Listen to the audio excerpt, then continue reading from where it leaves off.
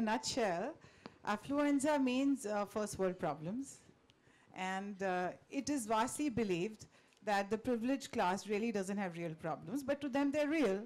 So emptiness, um, feeling disenchanted with life, pursuing money to get happier with it, all that is part of the world of affluenza, which I think we're all quite familiar with, either directly or through association.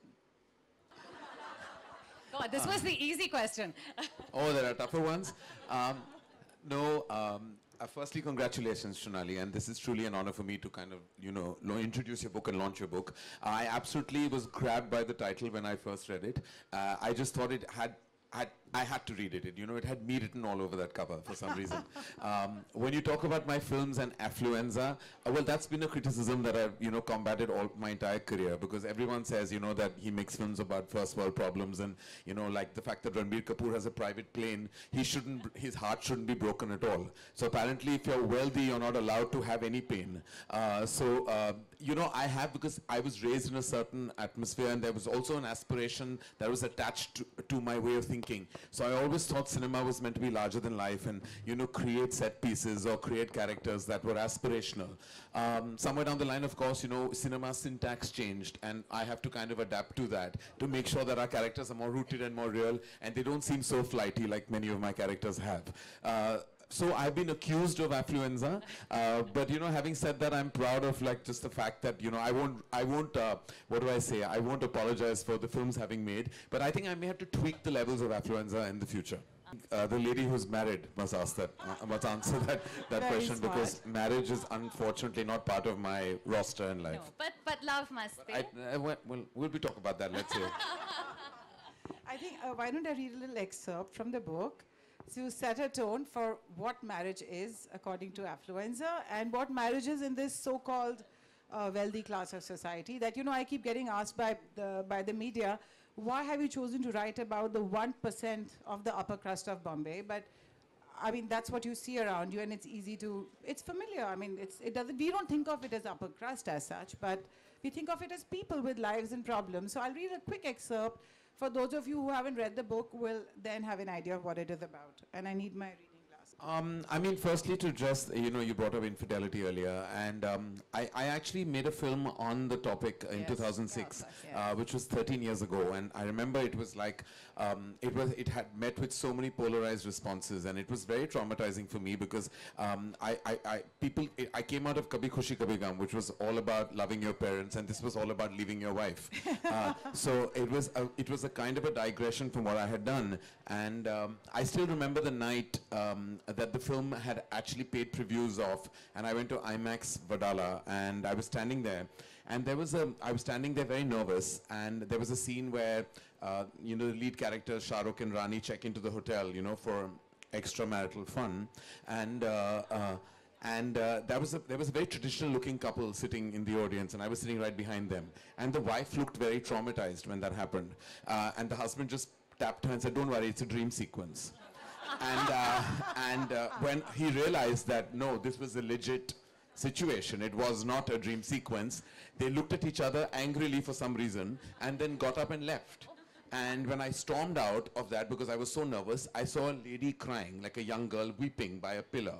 And her mother walked up to me, and I thought she's coming to give me a hug, because the girl was so affected by the movie or whatever. She said that, tumne banaya picture? So I said, haan. So she said, I brought my daughter out after a divorce, to give her a good night, to show Karan Johar film, and this is what you have made.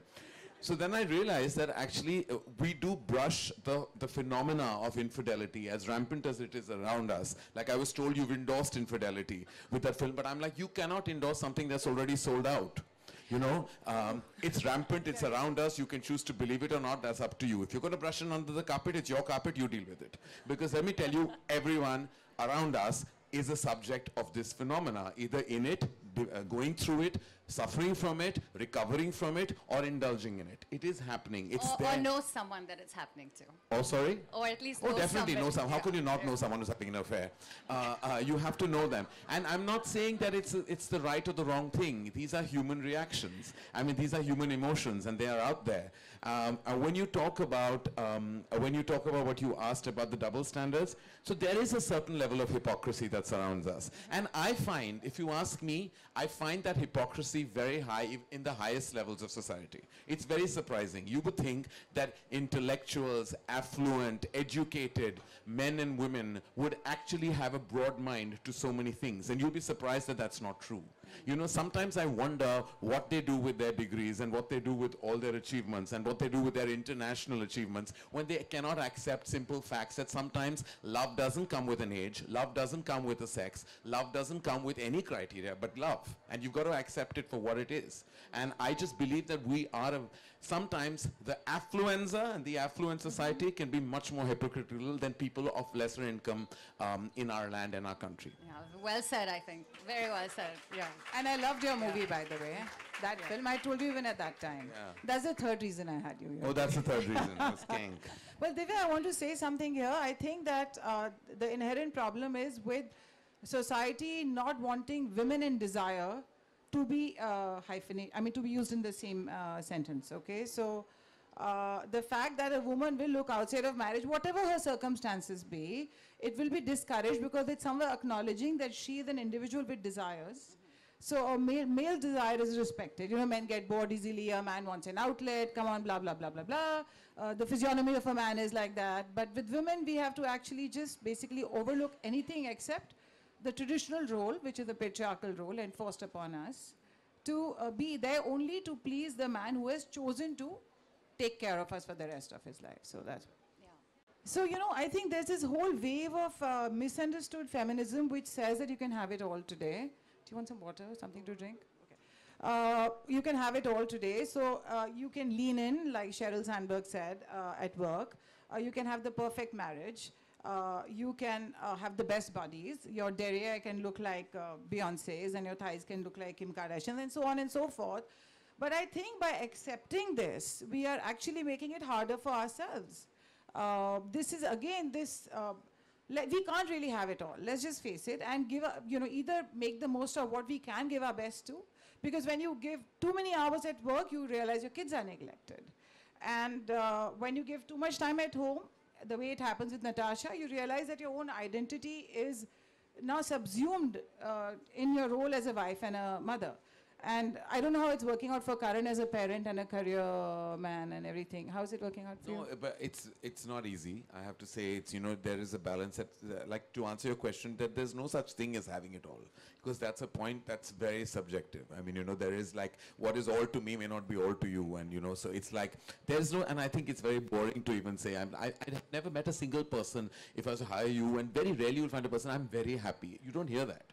And even if they're saying it, I think they're lying. So there's no such thing as a constant state of satisfaction or happiness, and that's okay. You're meant to go through your days, your ups and downs in your day, and it's okay. And like you brought up me parenting at this age, and it's not been easy. It was tough, but it's something that I really wanted, and I feel much more complete today as a result of it. And I think that's what really matters. And I think time management is really overrated.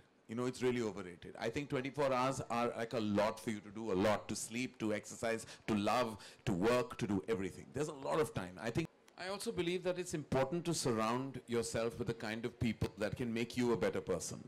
And I think that if you surround yourself with those people and you're going to be dressing for them and filling your face for them and doing all that, then, those are not true friendships. Those are frivolous friendships and those are seasonal friendships. So I think sometimes in life it's important to go back to the people who are like your family, your close friends from the past, be it school, college, your childhood friendships that really keep you grounded, that can actually kind of love you for who you are and not what you want to be given the certain circumstance that surrounds you. Social media does have its pressures, but I think you can't live your life by those norms. I feel very bad for men and women who actually are changing themselves to please others. It's important to kind of make whatever change to make that peace within. I don't judge anyone who kind of touches their face or, does some kind of body sculpting, because if that makes you feel good for yourself, do what you need. But if you're doing it for X, Y, and Z so that they can love you and they can kind of lust for you, or they can admire you and they can think that you're looking hot, if you're doing it for them, then why are you doing it at all? Because, you know, I've always believed that, at least I'd say for myself, that my life decisions have been for myself and for what I think is correct for me in my life. I don't think you should look at what your neighbor thinks or what your friends around you think, because then those are not friends. If you're looking at how many likes your picture has on Instagram, then you do not have a life. Absolutely. Well, in a sense, I feel like the sea link, because when I grew up, I stayed in Malabar Hill for 26 years of my life, and then I moved to Bandra for the remaining 21 to be exact. And I just feel like when I was in Bombay, that South Bombay, was a totally different world, you know, than what it is today. It's much more crowded, and it was much more, there an old world charm about it. You know, there were people who came from old money and had their own kind of, you know, charm and self-worth and, you know, flamboyance that was unique to them. I see that slipping away, being replaced by, you know, the modernity of things. When I moved to Bandra, you know, it was a totally different hub. It was a bunch of self-achievers with the suburbs, this part of the city, Bandra and Juhu and beyond. There was a lot of self-achievement. There was a lot of hunger to achieve. There was a lot of individuals who made it on their own steam and not from family lineage or money. So literally across the sea link, I saw two different spectrums. I saw, like, for the lack of a better way of saying it, the so-called nepotistic gang that were actually leveraging parental wealth and status. And then there was like the single achievers who had moved in from elsewhere, you know, from other cities, moved into Bombay and were really trying to make it on their own. And now the Bombay that I know and where I'm at is full of that, which I'm really happy about. I see kids, and I'm always surrounded by a lot of achieving millennials and Gen Z guys and girls that are really wanting to make a place for themselves. There is ambition, but on their own terms. And that's what I think I really love, because we've all been ambitious, but sometimes your ambition has absolutely no cap. You know, you will do anything for your ambition. That's not the case with this generation, because their ambition has a boundary, you know. They will do it up to a point, and then they really want to have a good time as well. And I think they balance ambition and fun. So the city actually is doing just that right now, balancing ambition, but also having lots of fun. And I think when we grew up, the pressures were much higher. For some reason, because I think our parents of that generation gave us that pressure. And now the younger parents are not so pressurizing, because they don't want to be like how their parents were to them, you know. So it's like things have changed. It's like I can see the generation shift. Okay. Is absolute honesty necessary for a healthy relationship, or is it sometimes better to let some things secret or keep them hidden or just keep them to yourself? You must never be absolutely honest in any relationship. Some lies are very critical for the solidarity of a relationship and the solidness of a relationship. Like, honey, you don't look fat in this hair oil. No, they're not called lies. They're called creative adjustments. You know, you have to adjust a situation with a certain information, which you can term a lie, but to me, it's not a lie. It's the reality of your existence by not lying. So clever. I'm just going to type all of this out, and that'll be the sequel to my No, book. you can't. I always tell people, why do you have to give this information?